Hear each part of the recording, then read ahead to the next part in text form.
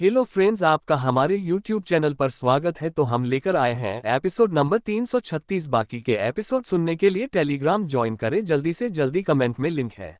Hello friends, आप सबका स्वागत है फिर से हमारे वीडियो में।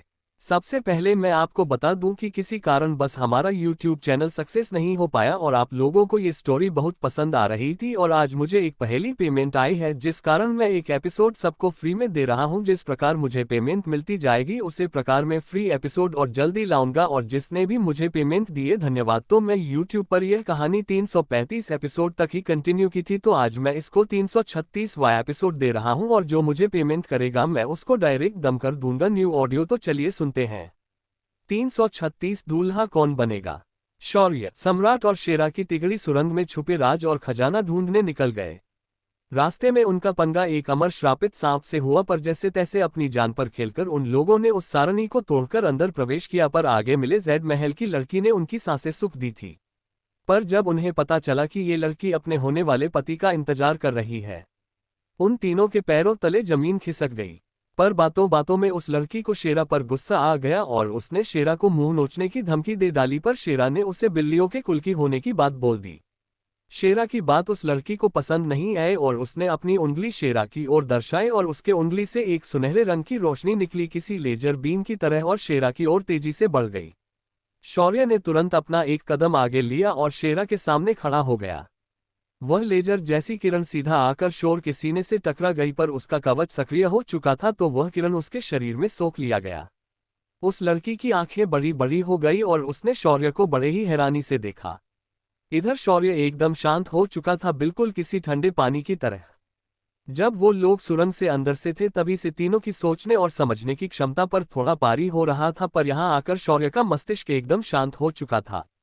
वही हाल कुछ सम्राट का भी था, लेकिन उसके हाथ पैर उस लड़की सामने कांपने लगे थे, क्योंकि तीनों ने उस लड़की के साधना का स्तर महसूस कर लिया था। ये लड़की अर्धदैवीय स्तर की साधक थी, लेकिन उसका शौर्य पर कोई भी असर नहीं हो रहा था। शौर्य ने आगे आकर उस लड़की को प्रणाम किया और कहा, देवी, आप अपनी मर्यादा से आगे जा रही है। मेरे साथी ने आपका अपमान करने के इरादे से कुछ नहीं कहा था, बस वह थोड़ा मुनहफिट है। पर आपको इतना क्रोधित होने की आवश्यकता नहीं है। शौर्य के इस बेबाक अंदाज से वह लड़की और अधिक उत्साहित हो गई और उसकी आंखों में चमक आ गई। वह अचानक अपनी जगह से गायब हो गई और अगले ही पल शौर्य के सामने प्रकट हो गई। उसने अपने हाथ को आगे किया और शौर्य को छूने की कोशिश की, पर उससे पहले ही शौर्य किसी छलावे की तरह वहां से गायब हो चुका था। जब उस लड़की ने पीछे मुड़कर देखा तो शौर्य, सम्राट और शेरा सिंहासन पर थे। शौर्य ने वहां पड़ी चादर को उठाया और उस लड़की के शरीर पर ओढ़ दिया। फिर उसने एक गहरी सांस ली और बोला, देवी, अब हम काम की बात कर सकते हैं। क्या आप हमें अपनी परेशानी और ये दुल्हा ढूंढने का क्या चक्कर है ये हमें स्पष्ट करेगी। ये सुनकर उस लड़की के चेहरे पर मुस्कान उभर आए और इधर लड़कों के गले फिर एक बार सूख गए। उसकी हर एक अदा में एक खतरा था। मेरा नाम शाश्वती है और मैं सिंघल वंश की राजकुमारी हूँ। मेरा जब विवाह का समय आया तो समरलोक और देवलोक के बड़े बड़े घरानों से मुझे रिश्ता आया, पर किसी न किसी कारण एक भी दुल्हा मेरे पास पहुंचने से पहले ही पीछे हट गया या किसी न किसी कारण से मारा गया। जब महान ज्योतिषी अनंतमणि ने मेरे कुंडली का अभ्यास किया तो उन्होंने कहा कि मेरे योग्य लड़का अभी जन्मा ही नहीं है, मुझे उसके आने तक उसका इंतजार करना पड़ेगा। इसीलिए उन्होंने मुझे अपने प्राणों को कैद करने की और अपने शरीर को चिरायु रखने की विधि सिखा दी और मुझे इस महल में रहने के लिए कह दिया। तभी शेरा आदत से मजबूर अचानक बोल पड़ा, तो क्या वो जो सांप है बाहर वो तेरा पालतू है क्या। ये सुनकर उस लड़की ने एक और बार गुस्से से शेरा को देखा और बोली, नहीं, मेरा उस सांप से कोई संबंध नहीं है। लगता है उसे यहाँ मेरी रक्षा के लिए रखा गया होगा। लेकिन सबसे बड़ी बात यह है कि मुझे मेरे आर्य मिल चुके हैं। ये कहकर शाश्वती ने शौर्य की ओर प्यार भरी नजरों से देखा, पर शौर्य ने तुरंत अपना हाथ ऊपर किया और बोला, देवी रुक जाए, मेरी शादी पहले ही हो चुकी है और मुझे 4 छोटे छोटे बच्चे हैं। आप इसे चुनिए, ये बेचारा 2 जन्मों का कुंवारा है। ऐसा कहकर शौर्य ने तुरंत वहां चुपचाप खड़े सम्राट को आगे किया। सम्राट, जो इतनी देर से कुछ याद करने की कोशिश कर रहा था, अचानक हड़बड़ा गया और बोला, नहीं नहीं, मैं विवाह नहीं कर सकता। आप शेरा से शादी कर लो, क्योंकि ये सिर्फ दिखने में कुत्ता है पर है एक इंसान ही। ये सुनकर शेरा की पूंछ जो इतनी देर से झूल रही थी अचानक सीधी हो गई और बोला, ये क्या बकवास है। अपन एक कुत्तिया से शादी कर सकता है पर इंसान से कैसे करेगा। यार, अपना भी कोई स्टैंडर्ड है। शाश्वती ने जब देखा कि तीनों लोग एक दूसरे के ऊपर बात टाल रहे हैं, उसका चेहरा गुस्से से लाल होने लगा और उसकी अर्धदैवीय स्तर की आभा शरीर से उत्सर्जित होने लगी। उसकी आभा का दबाव बहुत अधिक था। तीनों की सांसें अचानक धीमी होने लगी थी, पर शौर्य ने तुरंत उसके दबाव को नष्ट कर दिया और सम्राट और शेरा को पकड़कर खड़ा हो गया। उसके ऐसा करते ही वह दबाव उन दोनों के शरीर से नष्ट हो गया। ये देख शाश्वती की आंखें और अधिक चमकने लगी, पर शौर्य ने उसके सारे अरमानों पर पानी फेर दिया। देवी, हम आपके वह पति नहीं हो सकते, क्योंकि हम यहाँ किसी और चीज की खोज में आए थे। आप अगर चाहे तो हम अभी वापस जा सकते हैं और आपके होने वाले पति का आप वापस इंतजार कर सकते हैं। ये सुनकर शाश्वती ने अपना सिर नामे हिला दिया और कहा, नहीं, एक बार वह सारणी टूट गई तो मेरी जो उम्र बढ़ना रुक गई थी वो वापस शुरू हो जाएगी। अगर आपने उसे पुनः बना भी लिया तो भी अब ये मेरे किसी काम की नहीं है। ये सुनकर अब तीनों को कुछ भी समझ नहीं आ रहा था कि आगे क्या किया जाए। इस वक्त शौर्य खजाने के चक्कर में बुरा फंस गया था। शौर्य को ऊपर से अद्विका के होते किसी और के बारे में सोचना भी मुश्किल था। शौर्य का सिर चकराने लगा था। तभी शेरा बोला, अपन कुछ बोले क्या? अगर ऐसा हो कि तुम हमारे साथ चलो और हम बाहर जाकर तुम्हारे लिए दूल्हा ढूंढ लेते हैं। ये सुनकर शौर्य और सम्राट की आंखों में चमक आ गई। पर तभी शाश्वती ने जो कहा वो सुनकर इस बार उन्हें लगा कि उन्होंने जो भी इमेजिन किया था वो किसी कांच की तरह टूट गया और दोनों हतप्रभ हो गए। नहीं, मैं यहाँ से बाहर बिना विवाह किए नहीं जा सकती। यहाँ तक कि तभी शेरा बोला, अरे इतना अटक कर क्यों बोल रही है? अपन को वापस जाना है, जल्दी बोल। और तेरा मुंह लाल क्यों हो रहा है? ये सुनकर शाश्वती के कानों से लगभग धुआं निकलने लगा था। फिर उसने अपने निचले ओंठों को दबाया और बोला, इस महल के अंदर ही मेरी सुहागरात होगी, तभी मैं यहाँ से बाहर जा सकती हूँ। ये सुनकर शेरा और सम्राट लपक कर पिछली गुफा के अंदर चले गए। भले शाश्वती किसी अप्सरा की तरह खूबसूरत थी, पर उसके साथ विवाह करके तुरंत सुहागरात मनाना इन तीनों को, मतलब शेरा के लिए नहीं पर सम्राट और शौर्य के लिए बहुत भारी पड़ने वाला था। अब सोचना यह था कि बकरा बनेगा कौन, क्योंकि शौर्य तो विवाह करने से रहा और सम्राट का तो कोई इरादा नहीं था विवाह करने का। लेकिन शाश्वती ने मन ही मन अपना पति चुन लिया था। उसकी नजरें शौर्य के खूबसूरत चेहरे पर ही अटकी हुई थी। उसकी नजर बार बार शौर्य के कान में पहनी बाली पर जा रही थी। शाश्वती ने अपने शरीर से लिपटी हुई चादर निकालकर दूर फेंक दी और शौर्य को एकदम ही अलग नजरों से देखने लगी। उसकी नजरें देखकर शौर्य ने अपने अगल बगल देखा, पर वहां सम्राट और शेरा का आता पता नहीं था। उनके ऐसे गायब होने से शौर्य को बहुत ज्यादा गुस्सा आने लगा था, पर अब वह कुछ नहीं कर सकता था। उसकी नजरें भी अब शाश्वती के खूबसूरत शरीर पर टिकी हुई थी। शौर्य मानो उस खूबसूरती में मदहोश हो गया हो। तभी उसकी कान की बाली फड़क उठी और उसके अंदर से एक छवि बाहर निकली। उस छवि को देखकर मानो शौर्य को होश आ गया था। तभी उस छवि से आवाज आई, कैसे हो भैरो? आशा करती हूं कि तुम अपने उद्देश्य की ओर मार्गक्रमण कर रहे होंगे। शौर्य ने तुरंत अपने हाथ जोड़े और प्रणाम किया, प्रणाम माते, मैं अभी उसी ओर मार्गक्रमण कर रहा हूं। पर इस वक्त मैं एक दुविधा में फंसा हुआ हूं। ये किसी और की दुल्हन मेरे गले पड़ने वाली है, अब मैं इसका क्या करूं? ये सुनकर उस छवि ने एक स्मित हास्य दिया और बोली, भैरो, ये तुम्हारी नियति है। इसे तुम चाहकर भी नहीं बदल सकते। और ये कन्या एक विशेष योजना का हिस्सा है। तुम्हें 8 योगिनियों को अपनी भार्या बनाना है और ये उनमें से ही एक है। ये सुनकर शौर्य का गला सूख गया और उसने हकलाते हुए बोला, नहीं, मैं ऐसा नहीं कर सकता, इससे मेरे और अद्विका के रिश्ते का क्या? तभी उस छवि ने हंसते हुए कहा, वो तुम्हारी प्रथम भार्या होगी जो शक्ति का प्रतीक होगी।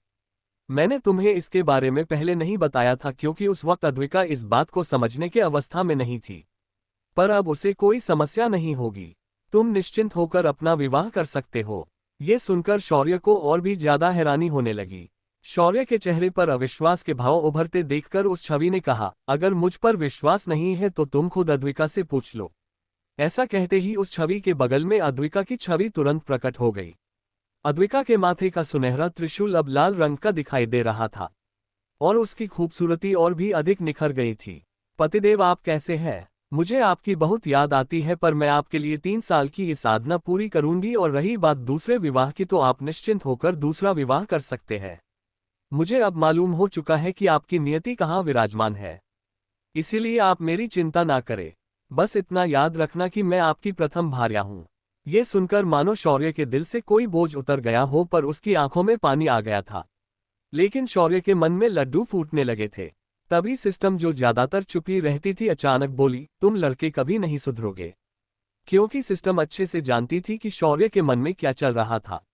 शौर्य ने लेकिन सिस्टम की बातों की ओर ध्यान नहीं दिया और अपना सवाल पूछ लिया। माते, लेकिन आपको कैसे पता चला कि मैं इस वक्त दुविधा में फंसा हूं?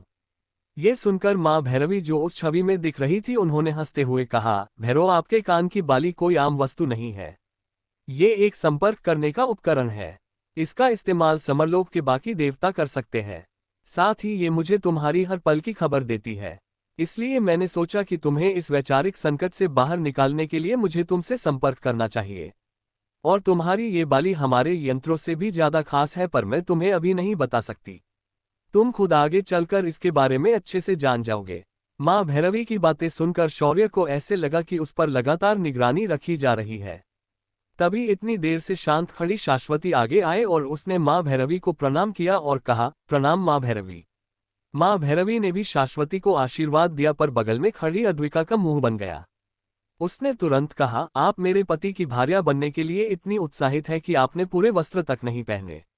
ये सुनकर शाश्वती और भी अधिक शर्मा गई। तभी मां भैरवी ने कहा, अब मुझे लगता है कि तुम्हें अपने विवाह की विधि पूर्ण करके अपनी इस भार्या को साथ लेकर आगे जाना चाहिए। हम फिर मिलेंगे, तथास्तु। इसके साथ अद्विका और मां भैरवी की छवि गायब हो गई। शौर्य ने अब जाकर शांति से शाश्वती को देखा और कहा, ठीक है, मैं तुम्हारा पति बनने के लिए तैयार हूं। ये सुनकर शाश्वती के चेहरे पर खुशी की लहर दौड़ गई। उसने झट से शौर्य को गले से लगा लिया। शौर्य ने भी उसे अपने गले से लगा लिया और दोनों कुछ देर तक ऐसे ही खड़े रह गए। सम्राट और शेरा दूर से ये सब देख रहे थे। अचानक उन्होंने चैन की सांस ली। फिर दोनों उस सुरंग से बाहर आ गए और उनके पास आकर चुपचाप खड़े हो गए। शौर्य ने उन दोनों को वापस आते देखा तो उसकी भौहें फड़क उठी। तुम दोनों इतने कमीने निकलोगे मुझे पता नहीं था। वो तो अच्छा हुआ कि मां भैरवी ने मुझे इस दुविधा से मुक्त कर दिया, वरना मैं तुम दोनों को ही अद्विका के हवाले कर देता। अद्विका के नाम से ही सम्राट की रूह कांप गई थी। उसे वो भयानक मंजर याद आया जब अद्विका ने उसके सामने कई लोगों को सिर्फ हाथ से फाड़कर रख दिया। तभी शेरा बोला, चोमू, अब तेरा दूसरी बार बैंड बजने वाला है तो अपन तेरे शादी का पंडित बनेगा और तुम्हारी शादी लगाएगा, वो भी बिना खर्चे की। ऐसा कहकर शेरा ने वेदी की रचना की और अग्नि को प्रकट करके वेदी के सामने बैठ गया और मंत्र बोलने लगा। शाश्वती जो ये सब कुछ देख रही थी उसे यकीन नहीं हो रहा था कि ये कुत्ता इतना कैसे स्मार्ट हो सकता है। भले उसकी अजीब भाषा उसे कुछ कुछ समझ नहीं आ रही थी, पर यह बहुत ही अजीब कुत्ता था। शौर्य ने अपनी ये शादी उस जैड महल के अंदर पार कर ली। शेरा ने शादी खत्म होते ही अपनी आंखें घुमाए और सीधा महल को छानने निकल गया। उसने अपने साथ सम्राट को भी के लिया था।